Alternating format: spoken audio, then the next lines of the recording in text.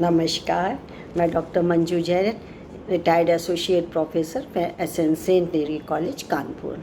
मैं पिछले कई महीनों से धर्म मार्ग नामक शीर्षक के अंतर्गत कुछ बिल्कुल छोटे छोटे विषयों को लेकर के जो विचार युक्त होते हैं, जो सार युक्त होते हैं, जिनसे हमारा जीवन बहुत अच्छा सही तरीके से चलता है, ऐसे टॉपिक्स पर हम विचार करते हैं। और विचार करने के बाद हम वीडियो बना के आप तक भेजते हैं, शेयर करते हैं, और उससे यही ध्येय है कि उसका लाभ जन जन तक उठाएं, सारे लोग उठाएं।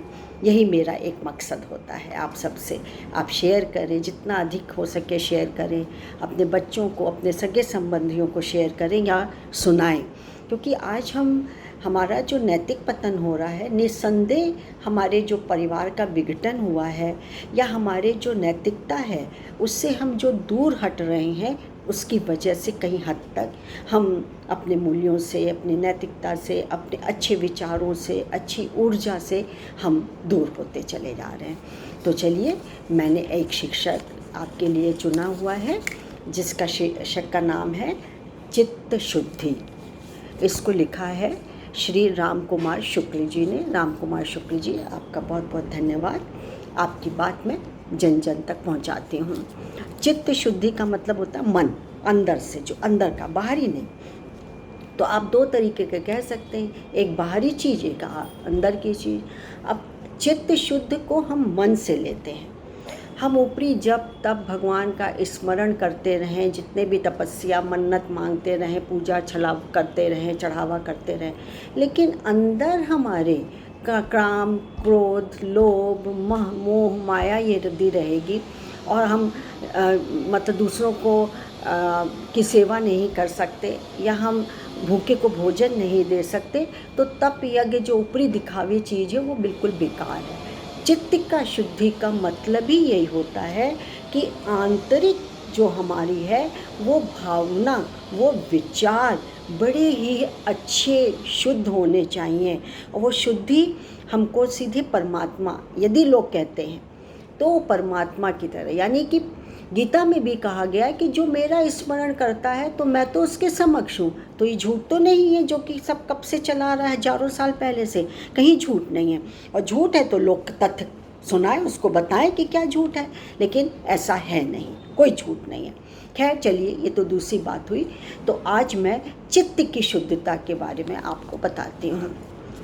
मनुष्य सुख पाने हेतु पहले इंद्रियों के लिए भोग वस्तुएं एकत्र करता। हम सुख सुविधा के लिए बहुत सारे संसाधन जुटा लेते हैं, यहाँ तक कि अच्छी करते कई चीज़ों का बेकार को संग्रह हो जाता है। मिक्सी है तो एक छोटी भी ले आए, ग्राइंडर भी ले आए, जूसर भी ले आए, आटा मलने वाला भी हो जाए। अब रखें कहाँ उसे, और रखें तो बेमतलब का संचय हो रहा है। एक दो मिक्सी का एक जो होता है वो आप एक लेकर के काम चला सकते हैं। खैर, फिर उन्हें एकत्र करने में उचित अनुचित की अनदेखी कर अच्छे बुरे कर्म कर उन्हें पा लेता है। जब वह उनका भोग करता है तो थोड़े समय के सुख के पश्चात शीघ्र ही रोग, शोक, कलह उत्पन्न होने लगते हैं। मुझे एक किस्सा इसलिए याद आया, हंसी आई, कि किसी ने पूछा कि जहर क्या है, विष क्या होता है, पॉइजन। बोले बहुत ज़्यादा लोभ के कारण बहुत ज़्यादा संचित कर देना कोई सामान, वो जहर बन जाता है। अब आप मान लीजिए आपका शौक़ है कि गिलासेस, छोटे छोटे कांच के गिलासेस इकट्ठा करना, या मैंने खुद ही, सब जगह मेरे यहाँ गणेश जी हैं, आप देखिए सब जगह ये मेरे बनाए हुए हैं, ये बनाए हुए हैं मेरे, और पूरा वो भंडार भरा हुआ है गणेश जी से। तो अब क्या है, अब मेरे को लगता है कि बहुत ज़्यादा हो गए, जगह भी नहीं हो गई है, तो मैंने बंद कर दिया है।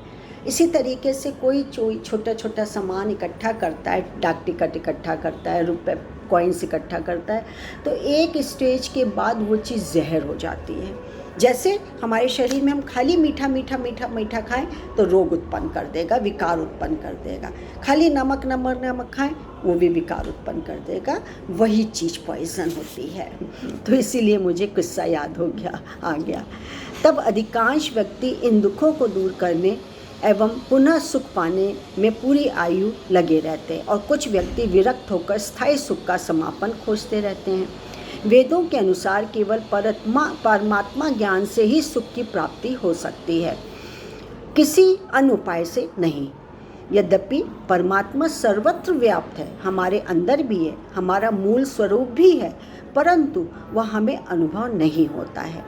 हम उसे पाने के लिए अनेक यज्ञ, दान, पुण्य, तप, जप आदि करते हैं, फिर भी उनकी प्राप्ति नहीं हो पाती है। इसका कारण है कि हमारा चित्त अशुद्ध है।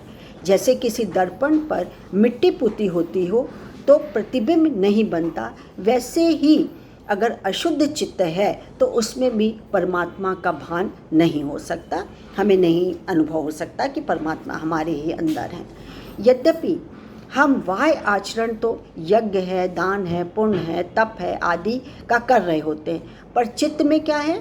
काम, क्रोध, लोभ का तूफान मचा हुआ है, जिसकी चर्चा हम लोग शुरू में कर चुके हैं। चित्त विभिन्न वासनाओं की पूर्ति चाहता है, जैसे स्वर्ग का सुख मिले, हमारे रुके काम बन जाए, धन मिल जाए या हमारा प्रतिद्वंदी नष्ट हो जाए आदि। ये वासनाएं असंख्य प्रकार की होती हैं और जब तक चित्त इनसे रहित होकर शुद्ध नहीं हो जाता तब तक आत्मज्ञान नहीं हो सकता। चित्त की अशुद्धि अनेक जन्मों की अपूर्ण वासनाओं से उत्पन्न कारणों के कारण होती है, जैसे अविद्या, अस्मिता, राग, द्वेष और अभिनिवेश। नाशवान वस्तुओं और उनसे प्राप्त सुखों को नित्य एवं अविनाशी मानना अविद्या है। अपने को देह मानकर तदनुसार सुखी दुखी समझना अस्मिता है। सदा सुख की आशा राग तथा दुख की प्रतीति बुरी लगना द्वेष है।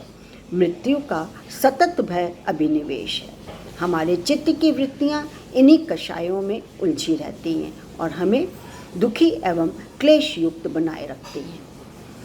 चित्त शुद्धि के साधारण उपाय हैं दीन दुखियों की सेवा करना, भूखे को भोजन देना आदि। गीता में भी भगवान कृष्ण कहते हैं कि जो एकमात्र मेरा ध्यान करता है वह इस निरंतर अभ्यास से अपना चित्त निर्मल शुद्ध कर लेता है और निर्मल करके उसमें मेरा साक्षात्कार कर लेता है, यानी मेरा दर्शन कर लेता है।